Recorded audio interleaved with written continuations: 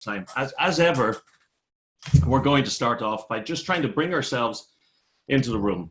And some of you may be in a room where you cannot easily, say, for example, close your eyes. If that's the case, that's no problem. Just let them fall down 3-4 feet in front of you and adopt a sort of a soft focus. And what I just to invite you to do is just as you're doing that, and just in a very normal way, without interrupting it in any way, just notice your breath going in and out. And just allow yourself just to follow the cycle of the breath from the tip of the nose, down expanding the chest and the abdomen. And then as it exits, the abdomen collapsing and the chest collapsing. The breath exiting again via the nose. And just following that for a few moments and remembering that anytime we lose attention to the breath and we notice, we just become a little bit more mindful, a little bit more attentive. So it's a good thing. It's the purpose of the exercise. So let's just follow that for maybe 30 seconds. Just noticing the breath going in and out.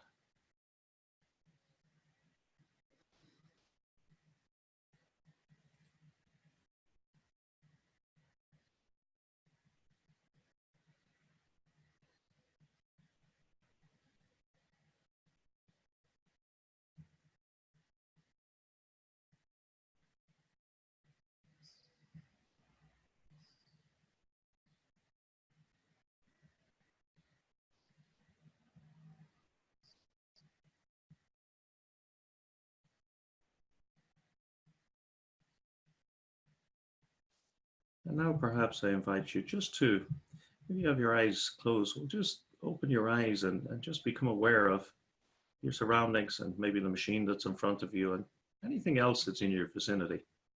Just seeing what there is to see, hearing what there is to hear, and just being aware of the environment without necessarily getting hung up or caught up on anything that's going on. Just noticing what's around you and moving on. Where that sounds or sights, thoughts that might come into your mind. And just being really just here and just noticing what is it like just to be here in this moment, wherever you are, surrounded by whatever you're surrounded by on this session.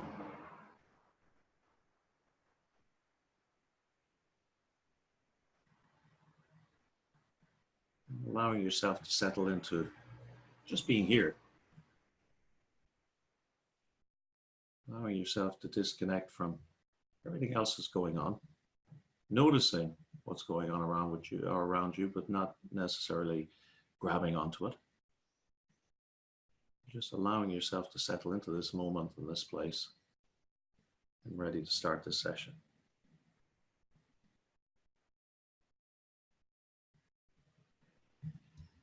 And let me invite you to bring an intention maybe just to this 2 or 3 minute disconnect, that perhaps that we use this session as an opportunity just to become more present to start, or indeed, depending where you are, to finish your day.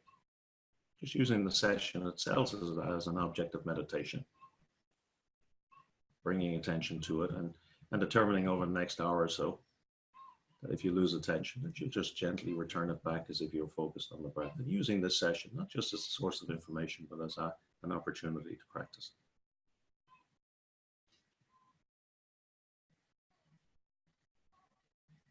Let me suggest one final thing. Do a quick 1-second scan of your body. If your jaw is clenched, if your eyebrows are knit, your shoulders are up, just let everything go. Just let everything soften and settle. Allow yourself to sink into the seat that you're sitting on, and just really to be here.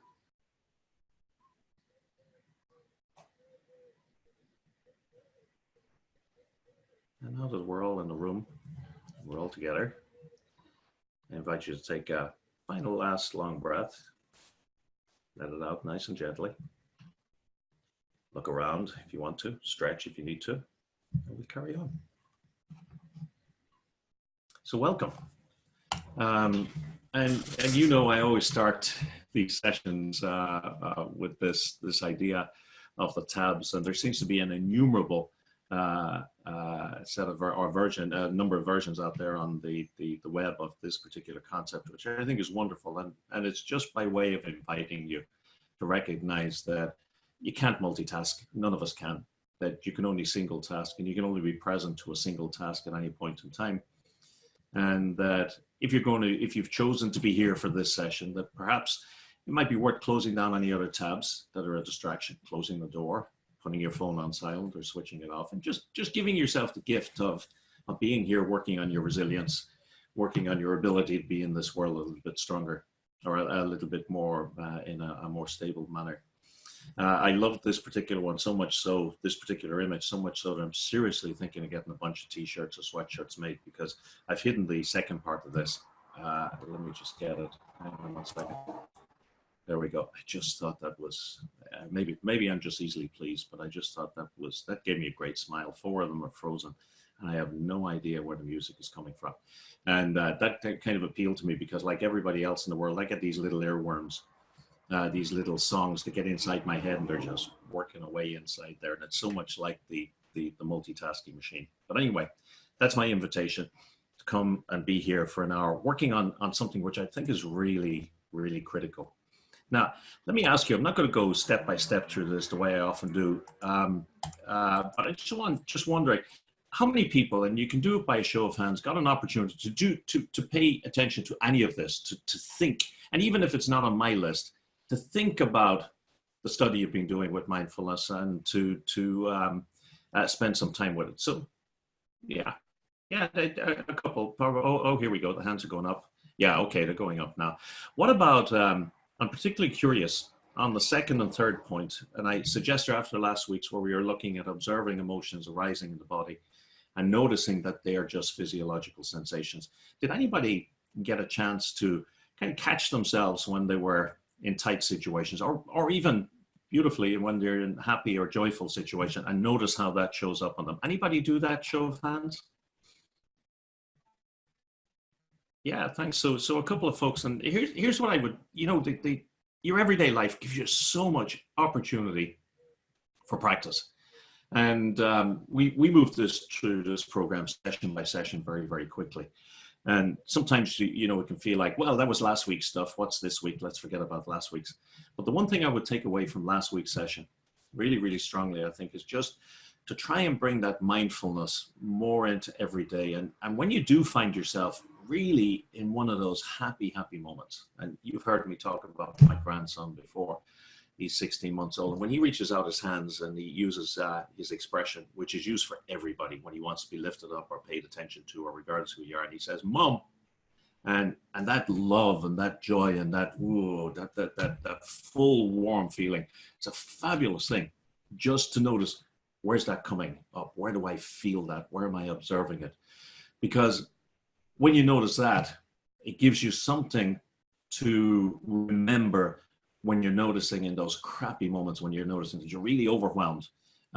It's useful to have paid some attention to those joyful moments, so you know that the joyful moments pass and the tough moments come, and then the tough moments pass and the joyful moments come. And it's useful just to be noticing that this mindfulness is an awful lot more of how do we react to the things that happen to us, to the physiological sensations that arise in our body, than what those actual sensations are, or what those actual events are. A lot of the meaning that we put upon the way we feel in the moment is responsible for our ongoing mood and our ongoing attitudes in the world. But anyway, thank you for sharing that with me. Today, and I would encourage you, if you have your report nearby, grab a hold of it. And what we're looking at is really into self-management. It touches upon pretty much everything else, because I think one of the things that's worth mentioning is that while models like the Genos emotional intelligence model and every other assessment model that's ever been created has scales, and it has items on those scales, and it gives you this sense that self-management sits in a box by itself, and self-awareness sits in a box by itself, and awareness of others sits in a box by itself. The reality is, inside you, everything touches everything. And your ability to self-manage is impacted by your self-awareness. Your self-awareness impacts your awareness of others, and so on and so forth. So what we're going to talk about today if it evokes any sort of change in your ability to self-manage, impacts everything in your life. And the three scales, or the three items that I reckon that it really mostly pressed upon, and I'd invite you to look at your report and see, is the ability to adapt to new circumstances, because I love that expression. Man plans and God laughs, because the one thing we know is that things will go wrong, and learns from mistakes.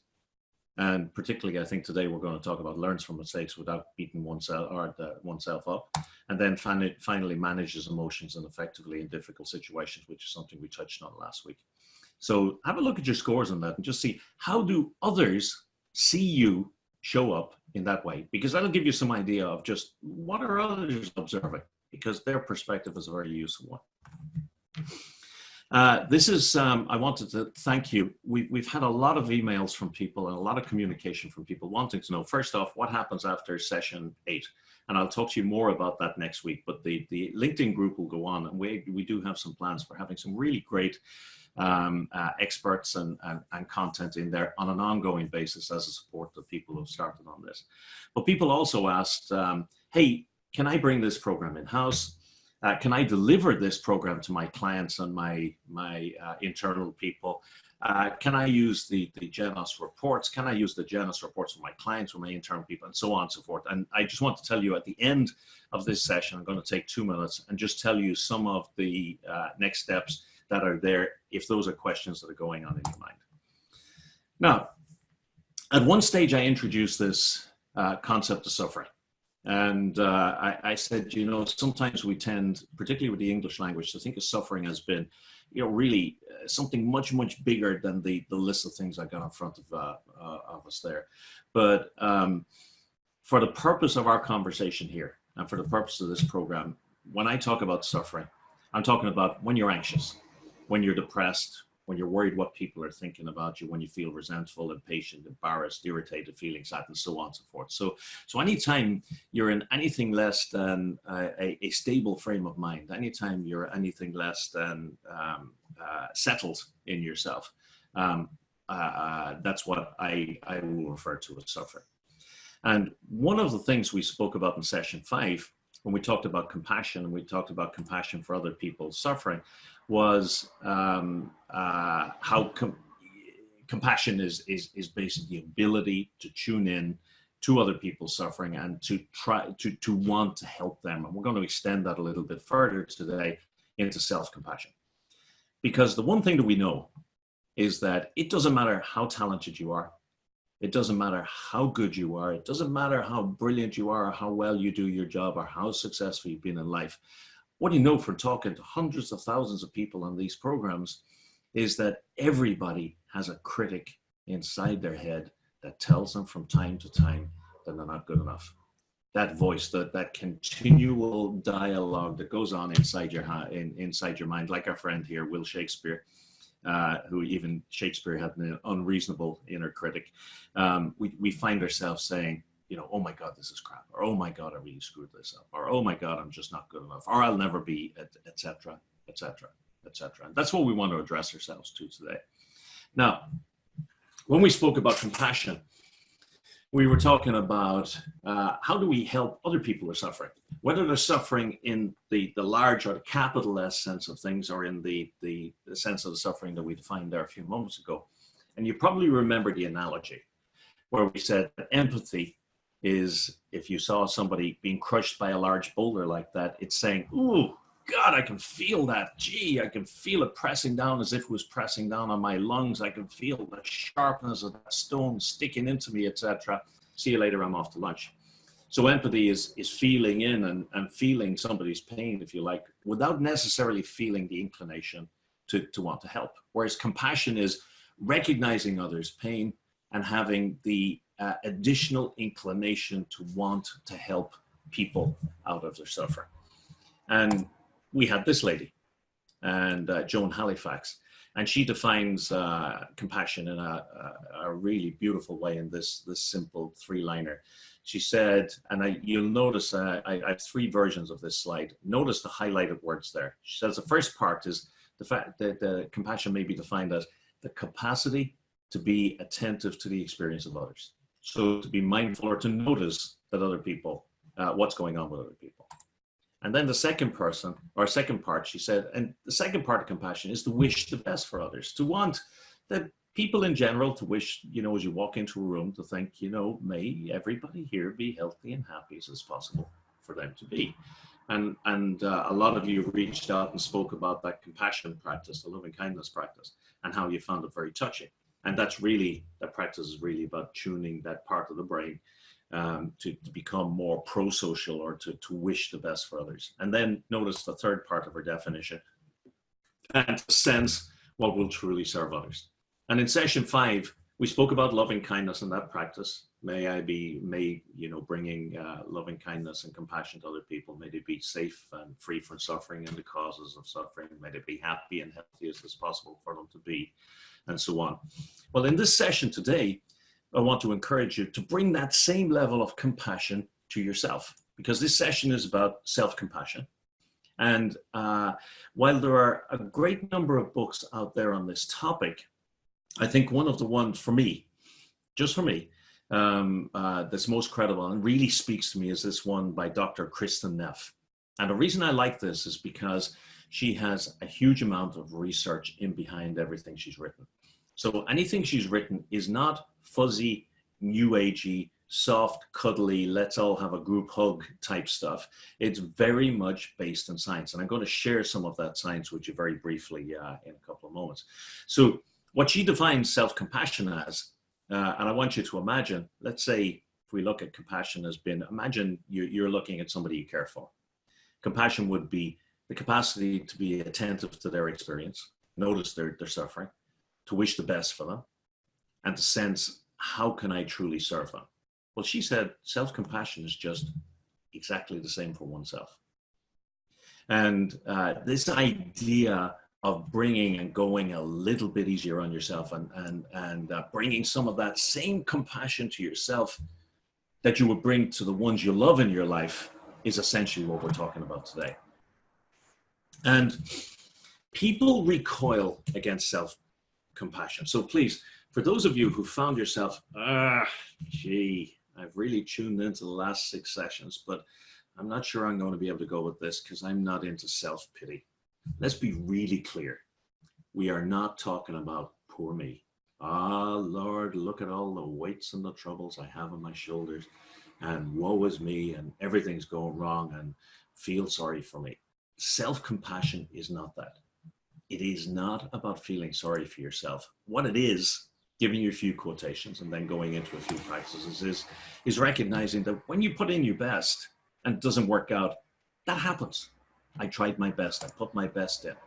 I'm just like everybody else. I am a human being. Failure failure happens to everybody. Things go wrong for everybody.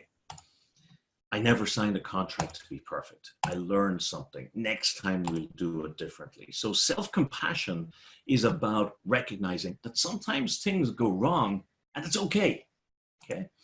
Now, I purposely drew a couple of lines from Kristin Neff's book where she put exactly how she would define self-compassion. And she defines it as in 3 ways, under 3 headings.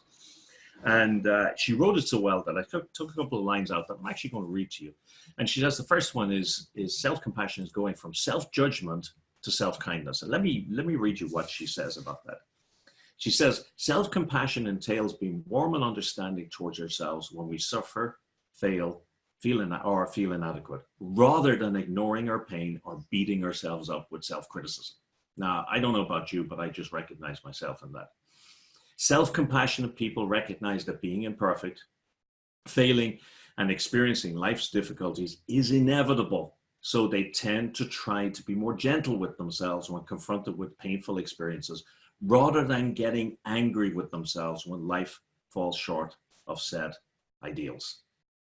So when this people cannot always get exactly what they want, and when this reality is denied or fought against, suffering increases in the form of stress, frustration, and self-criticism. When this reality is accepted with sympathy and kindness, greater emotional equanimity, or the ability to deal with positive or negative emotions equally, is experienced. So the first thing she says is the first transition we need to make is from self-judgment to self-kindness. Now, don't worry, I've got a couple of practices that'll help you do that.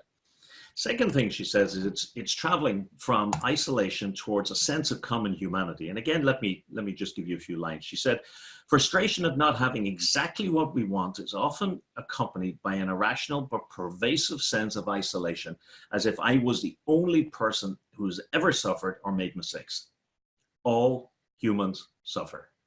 The very definition of human means that one is mortal, vulnerable, and imperfect. Therefore, self-compassion involves recognizing that suffering and personal inadequacy is part of a shared human experience, something that we all go through rather than something that happens to me alone. So it's really about recognizing others go through this. It's normal. Everybody in the world has these moments when they feel worthless, when they feel broken, when they feel like failures. It's not just me.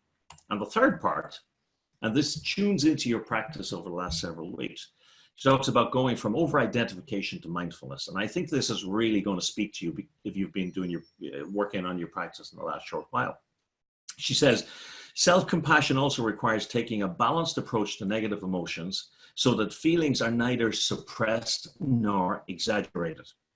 It stems from the willingness to observe our negative thoughts and emotions with openness and clarity so that they're held in mindful awareness. Last week, that's exactly what we did.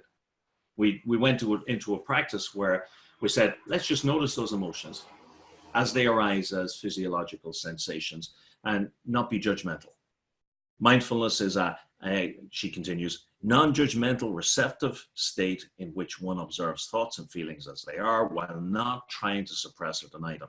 We cannot ignore our pain and feel compassion for it at the same time. At the same time, mindfulness requires that we not become over-identified with thoughts and feelings so that we're caught up and swept away by negative reactivity. So I hope you're starting to see the way this sort of joins up. Last week, we were talking about noticing thoughts as they arise in you, or emotions as they arise in you, physiological sensations. Noticing that they come and go, noticing what they feel like and where they show up, and noticing that you are not those emotions, that they arise, they come, they go, and not over identifying with them. So self-compassion is about going from self-judgment to self-kindness, isolation to a sense of common humanity, and over-identification to a sense of mindfulness. Now, so let me ask you, what is it, do you think, about self-compassion? When you say that to many people, that gets the hair standing on their back of the necks, and they say, nah, you know what, Deiric, I don't think I can go there. You know, and let me tell you what it is, because we don't have time to pull you. It's really the mistaken belief that if I stop being hard on myself, I'll stop being successful. And many of you will be thinking, yeah, but surely when I beat myself up and say, that wasn't good enough, and you need to go, you need to be better next time, and you need to rise above this, and you need to improve, and that, and so on and so forth, you will tend to associate your success and those things have gone well with that inner critic, with that voice that says you're not good enough. And the reality is, and it's borne out by a large amount of research that I'm going to show you, it is mistaken to think that being compassionate to yourself in moments of crisis has any negative impact upon emotions or upon motivation or the ability to continue to improve in times of adversity. So if you are sitting there and you're thinking, yeah, you know what, if that critic wasn't there, I wouldn't be who I am. Well, let me ask you just to open your mind just a little bit and just go for that beginner's mind we spoke about on day one, and just allow that, hey, maybe there's just a possibility that it's possible to be highly motivated, to continue to improve, to continue to get better all the time without having to feel crap as a cost for that. Neff and a number of other people have done a huge amount of really good peer-reviewed research on this topic. Now, I'm going to share 3 slides with you. I'm not going to walk through them. I will publish them up on the LinkedIn group so that you can go and you can search them out if you want to afterwards. But let me show you the depth of research that's in there that says self-compassion has nothing but positive effects. First thing, on motivation. And here you have three researchers, Neff herself, Ruth and Kirkpatrick, and they're talking about how it has self-compassion tends to raise personal drive, increase motivation, and increase intrinsic motivation, that inner drive, if you like. So contrary to what an awful lot of people might fear when they think about self-motivation or self-compassion, it actually increases. If you can bring compassion to yourself in tough times, it does increase your motivation. It has tremendous intrapersonal effects as well.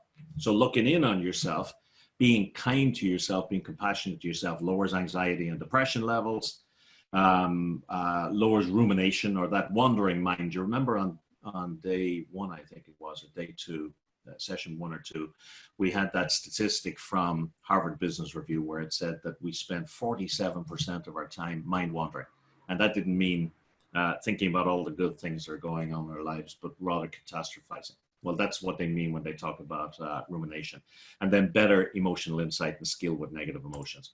And I'm not going to read through these ones. Again, the interpersonal, in other words, self-compassion, being able to be compassionate with oneself, also has very dramatically positive impact on relationships. And I'll share all of these so that if you want to go and you want to read into this, that you can do. You could do a lot worse than simply getting a copy of Neff's book onto your Kindle or off Amazon or whatever and reading that. She goes through it in quite some detail. But this is a practical program. I promised you on day one that I'd give you some of the kind of theoretical background, but that our focus was going to be on practices. So I've lifted from Chris and Neff's book 2 practices which I have used over the last year and a half or 2 years specifically. And one of them, the first one, is a journaling practice. And some of you will have been on for that practice in the past, which is designed really, if you find that the inner critic is a runaway beast, it's designed for, on an ongoing basis as a regular practice, just to help you sort of settle into a more self-compassionate frame of mind. And then the second one I'm going to give you is an in-the-moment practice designed for, designed for those moments when you are in the process of beating yourself up. Let me tell you what journaling is from the perspective of this program. Please grab a pen and paper. I should have said that to you at the beginning. I'm sorry. It's better as a pen and paper than it is, working on your screen. And in a moment, I'm going to start a timer, and I'm going to tell you to start writing. And what I'm encouraging you to do is to write without stopping and thinking deeply. So in other words, a sort of stream of consciousness thing where you'll put your pen to the paper when I give you the prompts. And you'll just basically start writing and let it flow out of you. I don't want you to engage the thinking brain too much, but rather just to allow whatever comes out of you to come out of you onto the paper. And I'm going to give you about 5 minutes when you're doing that. And here's what I want you to imagine. I want you to think of a situation, a real situation for you in your life that's difficult and is causing you stress. Now, please, I don't want to be responsible for knocking your day off kilter, so don't pick the biggest, hairiest, most stressful thing going on. Think of a situation that's difficult and is causing you stress, and that you'd like to work with in some way. And then I want you to step into the shoes of a good friend or your spouse, or let's say the person who loves or cares for you more than anybody else in the world. So I want you to imagine that you are that person.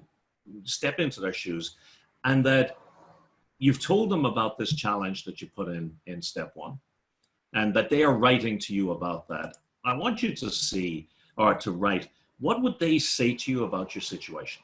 What would they tell you about how you should think about it, about yourself, and what opportunities it offers you? So I'll give you about 4 or 5 minutes in a moment while I ring the bell.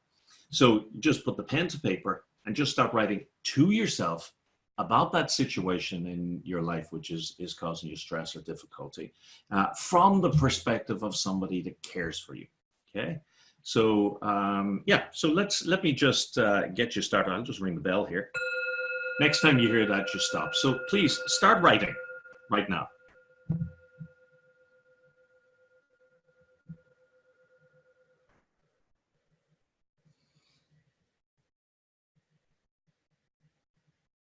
just keep your pen going on the paper.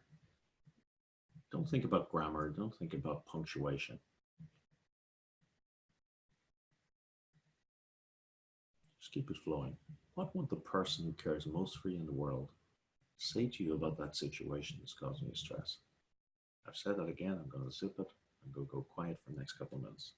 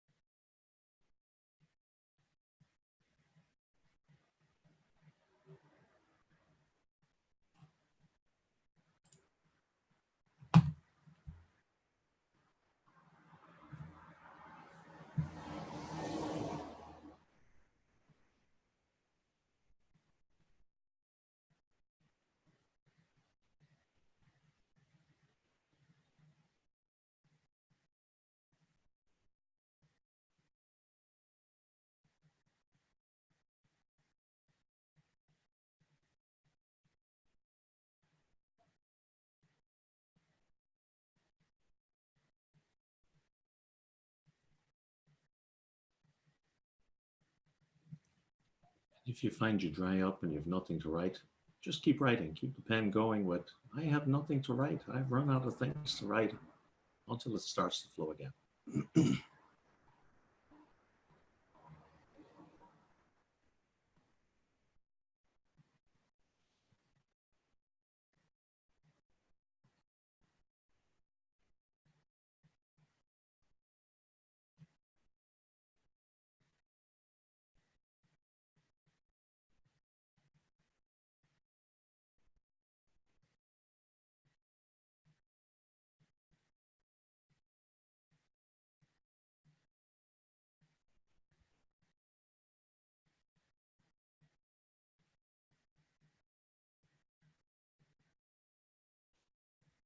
I know some people will be watching this back in a recording.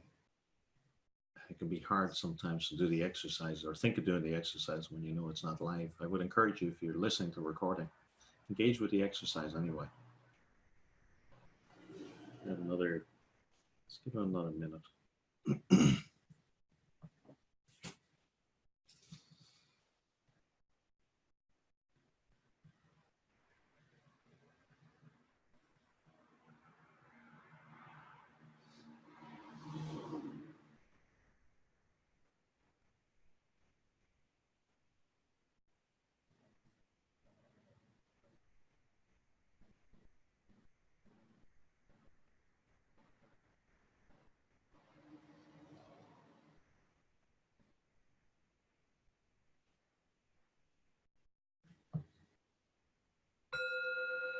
Okay, so just take 1 minute.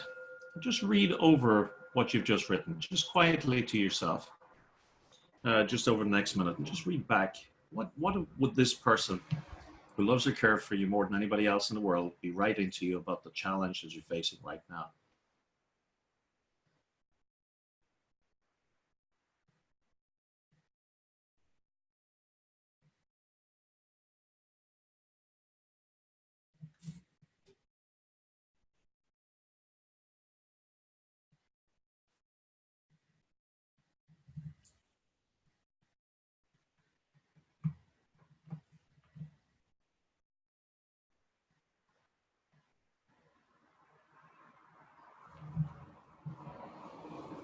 And what I suggest is, if there's a situation that's really causing you particular distress and causing you particular problems, and it's there the whole time, and you're beating yourself up, this is an exercise you can do a few times a week.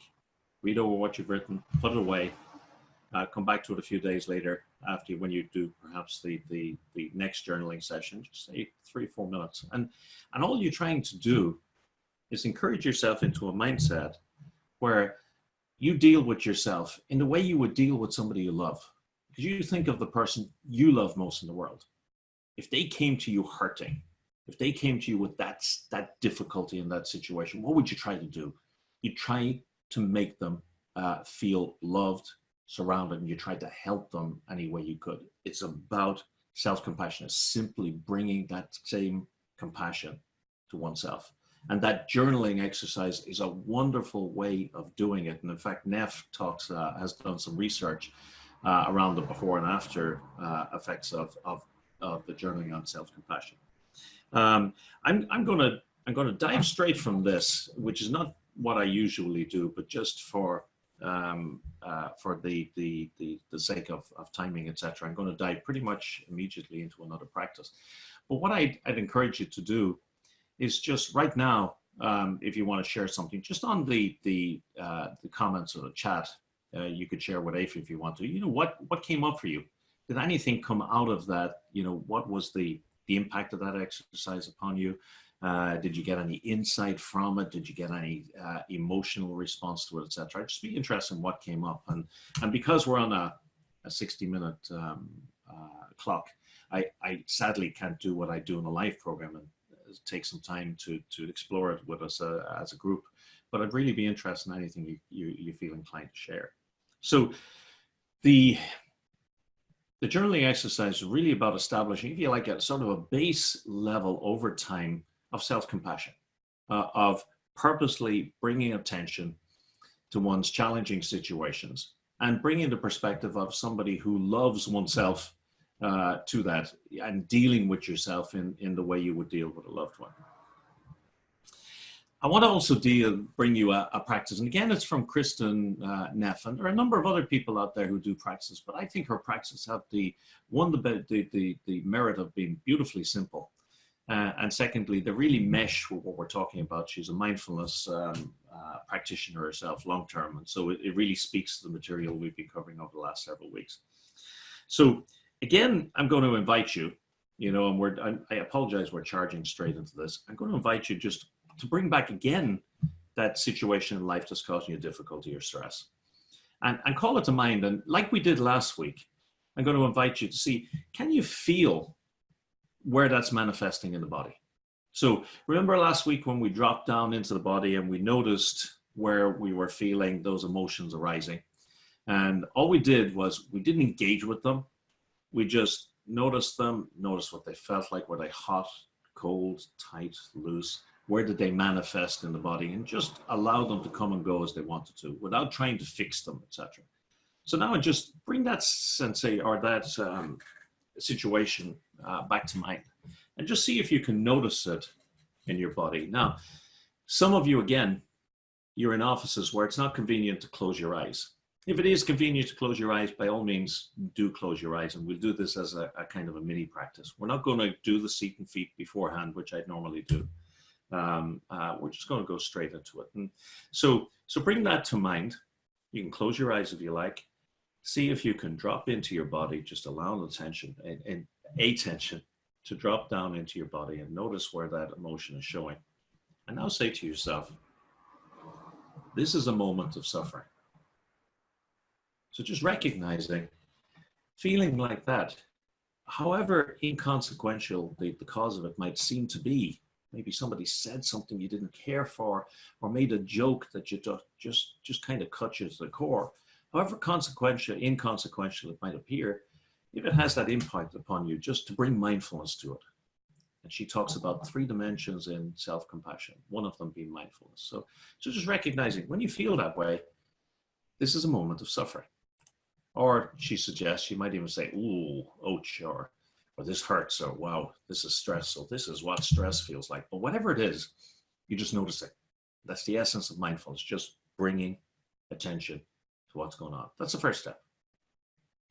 Second step is noticing that it's okay. Everybody suffers. Suffering, and she suggests the wording, suffering is part of life. You might say, other people feel this way from time to time. Even the most brilliant people feel this way from time to time. Even the people I admire feel this way from time to time. Or I'm not alone. Or we all struggle in our lives. But either way, going from, hey, this is a moment of suffering, to, hey, this is okay. This is normal. This is the human experience. And that's really tuning into what she talks about as the common humanity. Now, I'll explain afterwards why.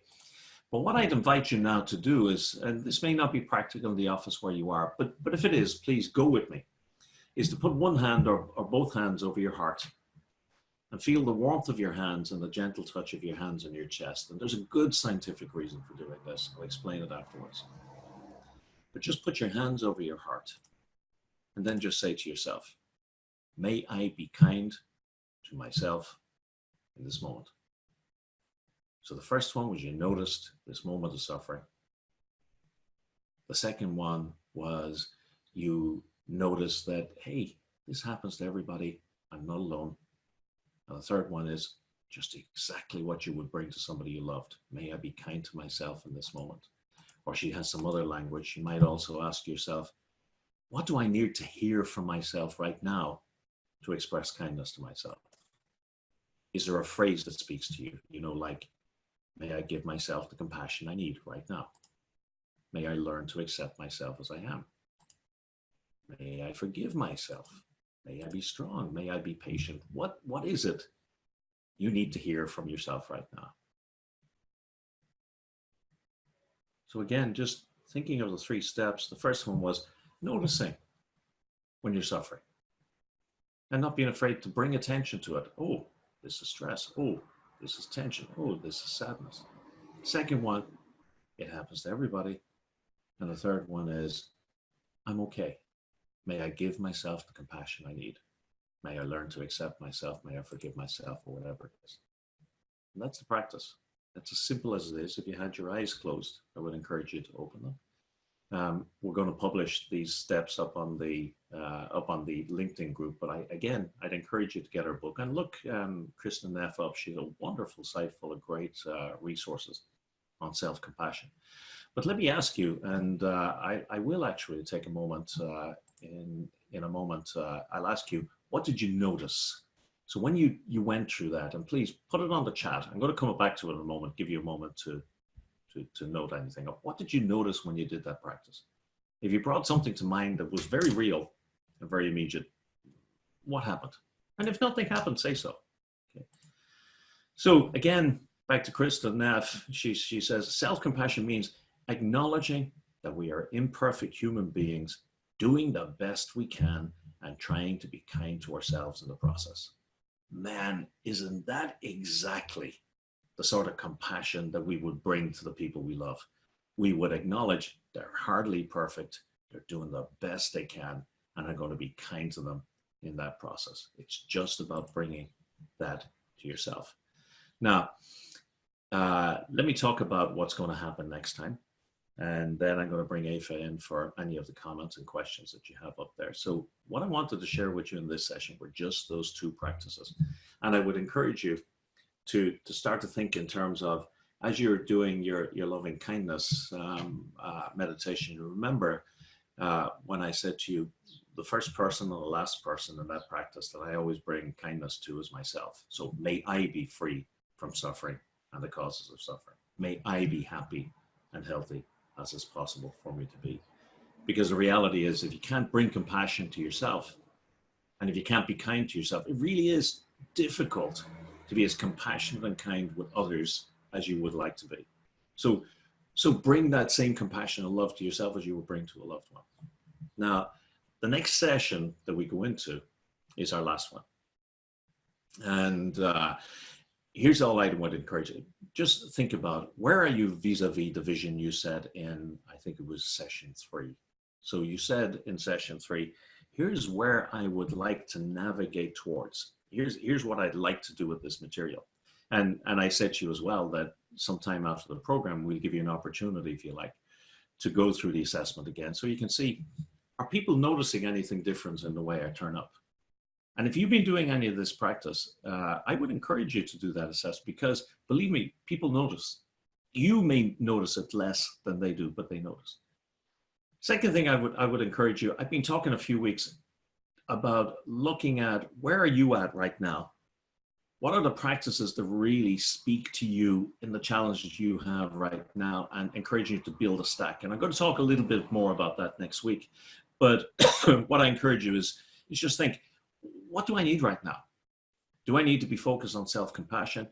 Do I need to be focused on attention practice? Do I need to be focused on a little bit of everything that we've done? And how can you do that? How can we help? So what do you need to do next? And then I'll ask you something else, and it's just nothing to do with homework. I just ask you, where should the group go? As Aoife said, we've 409 people. I'll share with you next week. We have great plans to bring some really wonderful people in to talk to you in the form of interviews and sessions and programs and webinars and that sort of thing, because the interaction in the group has been so fantastic. But you tell me, where should the group go? What would you like it to see it do? And then I would encourage you really strongly to watch the interview we've done with Kelly Boys. And Kelly's book, The Blind Spot Effect, came out 2 days ago. And it's really, let me not spill my candy in the lobby, as they'd say in Waco. It's a really worthwhile read.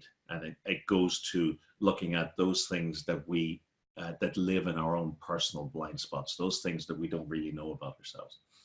If you didn't get to watch Matt Tenney's interview that was posted in the last couple of days, I really encourage you to go and watch it. He's a very, very interesting guy, and particularly in terms of mindfulness. He says one or two things that I think are really deeply wise. So, Aoife, would you like to come back in and share any questions or comments or anything that people shared? Sure. Thanks, Deiric. So earlier when we were walking through the practice, Deiric, Sophie's wondering, should this be more than 5 minutes, or is it part of the practice? Is part of the practice to be short, that journaling piece? No, Sophie, thanks for that question. I honestly, I would never, let me tell you about journaling and me. Journaling and me have a difficult history because I've never really cared for it much until I was exposed to it 4 or 5 years ago in the SIY program. It was part of training that they insisted you journal on a regular basis. And so I started to find it really, really effective. And when I've got an intractable problem, I will take a minimum of 7 to 10 minutes sitting down and just letting it flow out of me a couple of times a week. Whether it's a creative problem or a challenge I'm dealing with, or a stress situation or a difficult relationship. And the only reason for keeping it to 4 or 5 minutes a day was just our schedule today. I would keep it 7, 10, 12, 15 minutes, whatever feels right. But set a clock so that you know that it is going to finish at some stage. But let it flow out. When you get to the end of it, read it, put it away, come back, do your next session next time. Again, when you get to the end of it, read it, then go back to the previous one, have a look, what came out of that, close it, put it away. And what I find is, in multiple sessions, that's when you start to kind of see the insight. You start to get insights into what's going on, and the learning kind of just bubbles up. So no, it's artificially short in this session. Great, thanks, Deiric. Rahima shared that after the activity we just did, they feel confident that it can be resolved by ourselves. Patrick shared the exercise felt really good. That's great, Patrick. Great. Crystal, excuse me. Crystal just shares that the ability we have to change our view on the challenge and changing our emotional state rapidly creates greater self-problem solving ability ignited. I love how you put that, Crystal. Yeah, and I think, I love the idea that you can, as you say, recognizing that you can, by bringing attention to it, you can change your emotional state. Mm-hmm. The only one thing I would say, and I'm picking up fly dew on the pepper. When you do the practice, don't do it with the intent that you want to change your emotional state. Go into it with the openness that I'm just going to bring compassion to myself and allow whatever comes out of it to come out of it, because sometimes the goal orientation where you say, I've got to change my emotional state. If it doesn't change, then suddenly we're disappointed. This crap doesn't work. So what I would say is just be chilled about it and allow it to do whatever it's going to do. But a great observation. And I think in the moment, that practice in the moment, just when you do hear that voice in your head, let me tell you, it took us from bed to bed yesterday, traveling home from Singapore. It took us 24 hours, 23 and a half hours. So it's really important for me this morning to recognize that I'm going to tend to walk on the dark side a little bit more when I'm that tired and I'm that fatigued. And what I found really poignant as I was coming into the session was that as I started to say to myself, oh, this session's not going to work. Oh my God, you're never going to get people to buy into self-compassion, etc. To recognize, oh, now there's a moment of suffering, you question yourself. And then the second one, I bet everybody else does that. And then the third one, just working into the bringing some kindness and say, hey, you're pretty good at this stuff, you know. And so I think it's about remembering to use it in the moment. And the more practice you get, the more likely you are. Anyway, sorry, I'm rabbiting on. No, that's great, very relevant. And then just Rita shared with us that the exercise gave her the opportunity to pay attention to her emotional needs. I think she shares that I can often go straight to the inner critic, and that can be a harsh place to inhabit. Yeah, I couldn't agree more there, Rita. Yeah, absolutely. And I know Rita for a long time.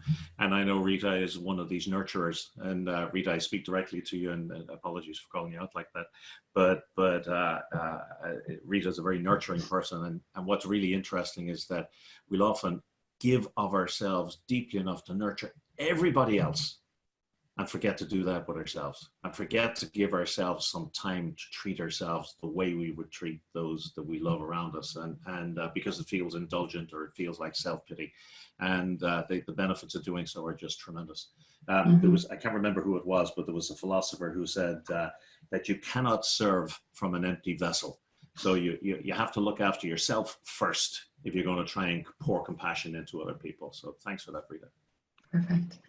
And then we just had one final comment from Angie. She said, I never acknowledge in the moment hurt. So I think this will be great for me to be mindful of this going forward. And you know, let me tell you, from working with coaching clients and I'm working on this and getting people used to it. If you haven't done it in the past, don't expect that you're going to notice as these things arise. You know, you leave this session, as you're walking out, you're thinking, hey, every time I'm starting to feel a little, beat myself up and feel a little bit hurt or feel a little bit stressed or whatever, then I'm going to catch myself and I'm going to deal with it. Just be mindful that you want to do that is the intention. And recognize that sometimes the train will have left the station and you'll be way down. You suddenly say, darn, everything unfolded. It all happens as always did. And I didn't remember to bring that practice to bear. And just noticing that happened means that next time you'll be a little bit closer, and maybe you'll notice that the train has left the station a little bit sooner after it left, until you get to a point where just developing that mindfulness, developing that intent to be present to your experience in the moment will get you to a point where at some stage a difficulty like that will arise and you say, oh, here's one of those opportunities for practice. And it's a fantastic experience when it does happen. I'm not talking about, you know, angels singing and music coming from everywhere. It's not a mystical experience, but it's a lovely thing to be able to stop and say, oh, I have a tool set for this. I have a way of dealing with this, and it's okay, and bring in that compassion to yourself. So thanks for that. Perfect. Well, we have no other questions, Deiric. So folks, if you do, feel free to chat them in either the Q&A box or in the chat session there. And I know, Deiric, you've a few wrap-up slides there as well. So I'll let you know if we have more questions come in. Okay, thanks, Aoife. So listen, first off, thanks to you. A lot has happened over the course of this program, and thanks to all of those who reached out in the background. A lot has happened. First off, in a couple of countries, South Africa is the first, and UAE is another. We're planning live public programs, 2-day live public programs of Mindful Leader, and we're only doing that because you've reached out to us, so really appreciate it. Many of you looked as well for, can this be delivered in-house? And again, for a number of your organizations, we're looking at either live 2-day programs in-house or live 8-week online programs. But we're also, for those of you who asked right from week 1, can I use these assessments with my clients? Can I deliver this Mindful Leader program to my clients? Can I integrate this stuff into what I do? The answer is yes. we're bringing a certification program out. Over the next week, we'll send you more details if you're interested.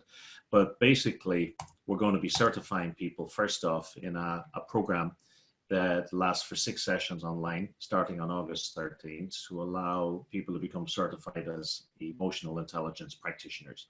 So to allow you to use the report that you saw used in this session and to become skilled as a practitioner using those. And the 6-week program, 6-session program, starts with a and ends with a program debrief with myself or Aoife. And once you're certified, it gives you access to 4 programs that we deliver around emotional intelligence: emotionally intelligent leader, engaging leader, resilient leader, and a 1-day version of this mindful leader program.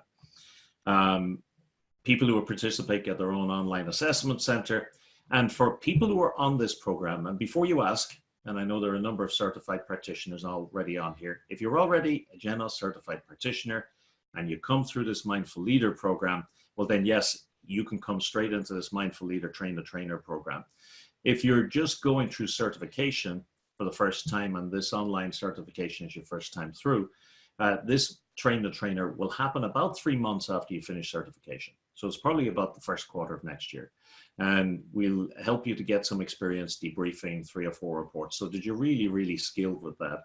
And then we're going to do a train the trainer program online that will allow you to deliver this mindful leader program either online or in a live format. So we'll send you more details about that during the week, but that opportunity is coming up on the next couple of weeks. It's coming up basically because you asked for it. So thank you for that.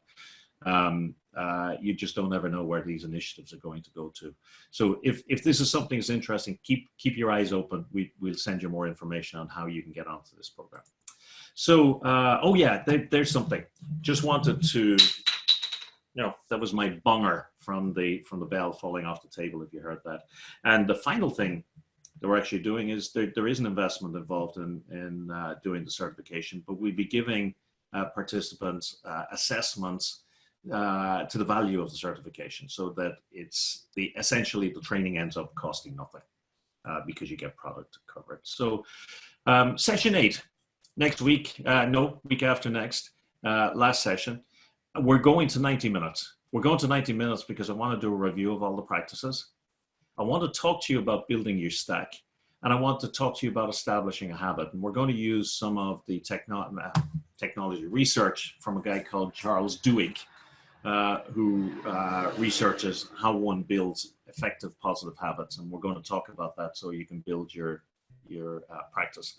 And then finally, we'll have an open mic Q&A. So any questions you have about moving forward, etc., from that point, have them ready to go. So if you have any questions about your practice in general, anything we covered, what's going on, where we're going to, that's what we're going to be covering in the last formal session of this program. And I say formal session because, as I mentioned earlier, we'll tell you more next week, but we're not going anywhere.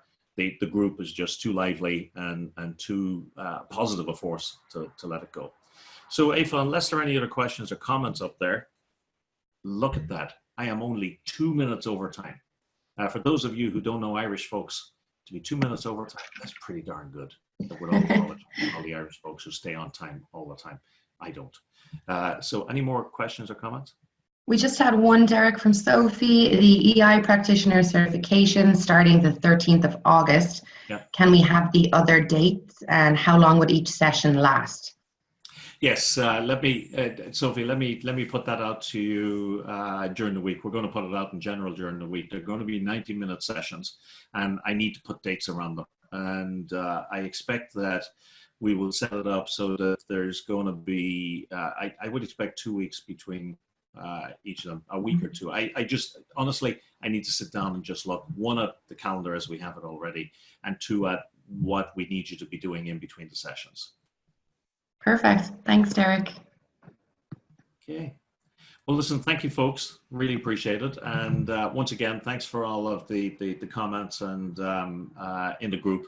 If you have any questions, if you have any comments, if you come across any articles, any content, and a lot of you have done this, please post them in there, because you know, Roger Lomas posted a couple of really great pieces in there over the last while, and a few other folks have put some great articles in there that, you know, we're just always learning, all of us. It's really useful. So until July 18th, thank you very much, and have a great couple of weeks. Take care. Bye-bye. Bye-bye, folks.